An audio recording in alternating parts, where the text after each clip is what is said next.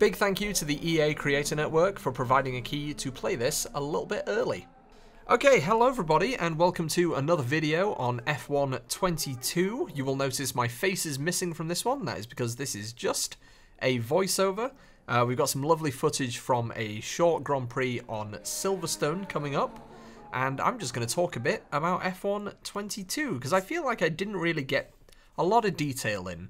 With some of the other videos, I was more interested in showing off gameplay rather than getting right into all the details. So we're going to get into some details right now. So here we are in car selection. We are going with the Ferrari in this race. And we're switching it over to realistic performance instead of equal performance. And we're going to go, I mean, look at those handsome chaps. We're going to go with Charles Leclerc for this race, and like I said, we are going straight to Silverstone. Welcome to Silverstone, home of the British Grand Prix. So, starting off, this game will be releasing on PS4, PS5, Xbox, and PC. That is both Xboxes. June 28th for the Champions Edition. Gets you 3 days of early access. July 1st for the wide release. And there's a few new features as we get into this race. It started quite well, I feel like. Off behind Russell. We're going to be seeing a lot of Russell's back end, for lack of a better term, during this race, but I feel like we started okay. And not some of my finest racing, if I'm honest with you. Probably could have been a lot better. Took a lot of corners wide, but there you go.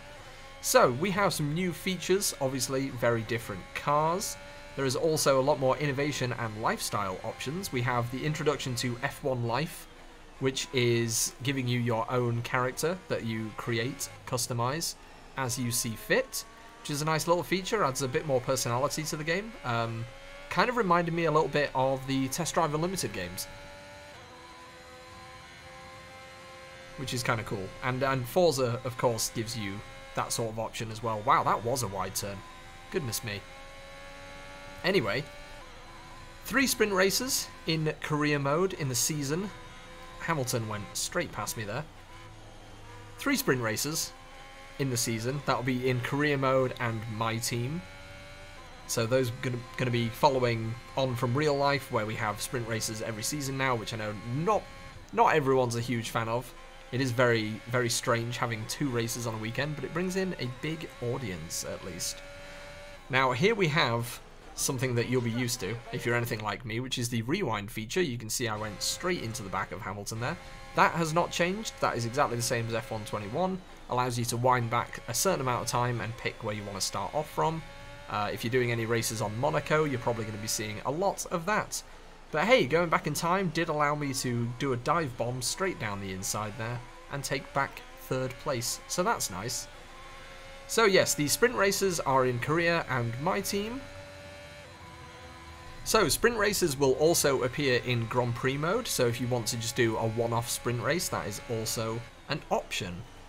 Commentators have changed. We now have Natalie Pinkham and Alex Jacques, which is very nice. And like I said in the last video, speaking of voices, Jeff has changed, and Jeff has now become, he is transformed into Mark Priestley. So we have a different engineer as well, so we have a lot of different voices coming into the game, which is exciting. We also have new podium scenes, new intros for drivers at the end of a race. See who won. So we're going to see that at the end of the race. Not going to spoil who wins, but we will see that at the end of this video.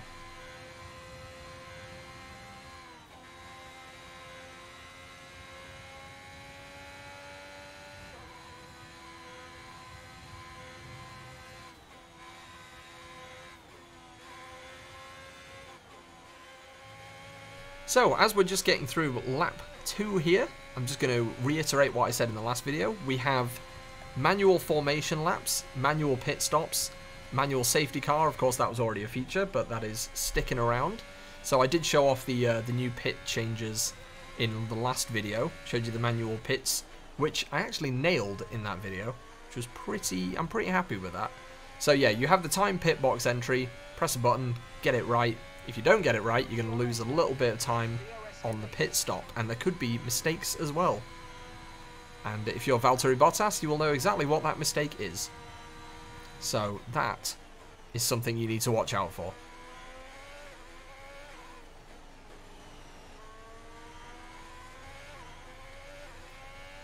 So yes, the formation lap, like I said, is a manual option now. You can do that if you want, or you can just abridge it and look at the broadcast version, which will just show the cars taking their way around the track in their formation lap by themselves.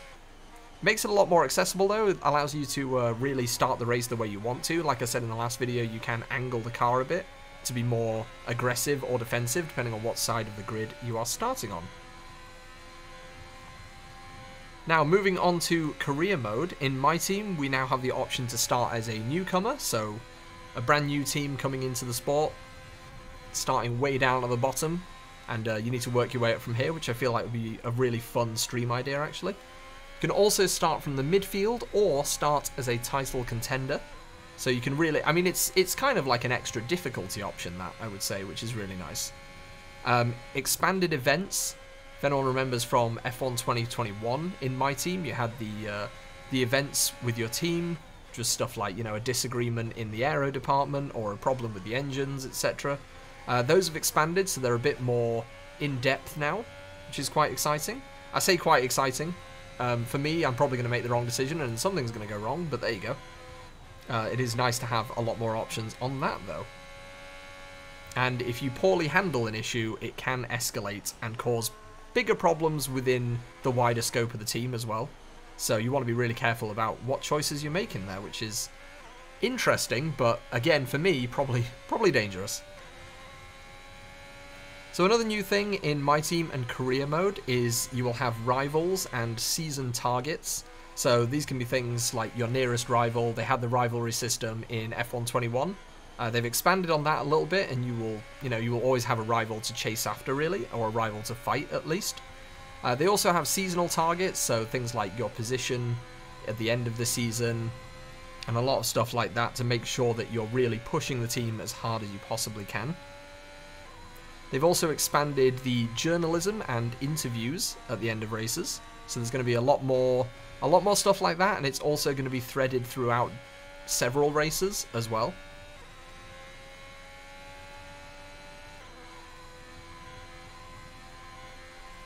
Now, of course, one thing that a lot of people love is the car customization. Obviously, if you do a lot of online racing, it's really nice to have the car looking exactly the way you want it, so you can really show it off to other drivers.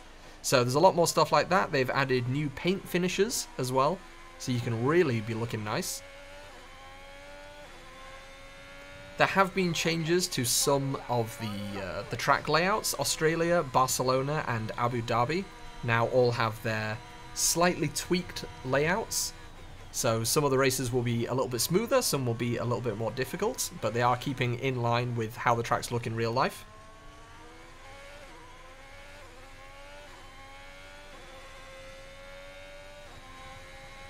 Okay, we're on to our last lap of the race here, and I'm just going to talk a little bit about F1 Life. I did mention it earlier, this is the new player hub for F1 2022. So if you're in a lobby with your friends and you're all racing together, you will be able to see your friends' characters and what they're looking like, which is quite a nice change.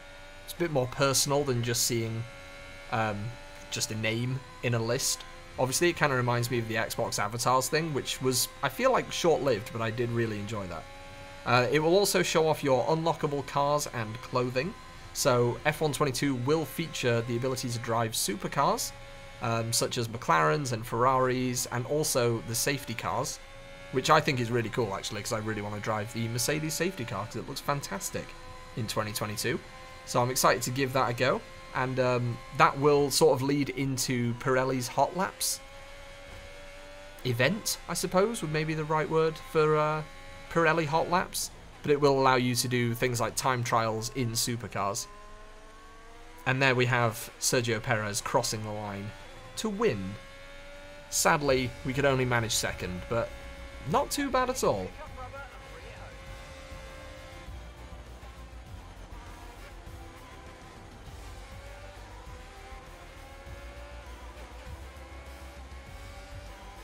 And I have got through just about every note that I wanted to get through, so there is a nice wealth of information on F1 2022.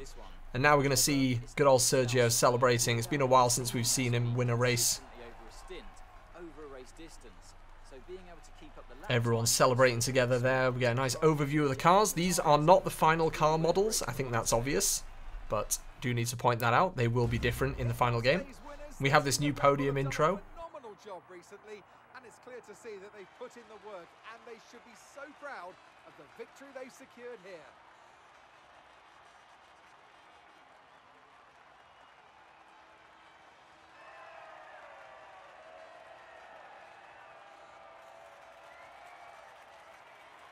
And the Lando Norris champagne pop right on the podium there. Lovely stuff. Well done, Sergio. Well done. You have sprayed champagne all over the cars. That's going to be sticky. But there we have it. There is a lovely race around Silverstone with a lot of information about F122. So hopefully you've enjoyed this video. Big thank you to the EA Creator Network for providing a key to play the game a little bit early. Very much appreciate it. And hopefully, when you get your hands on F122, you will enjoy it as much as I am. So, thank you again for watching. Hope you liked the video. Please do feel free to drop it a like, subscribe if you fancy, and I'll see you in the next one.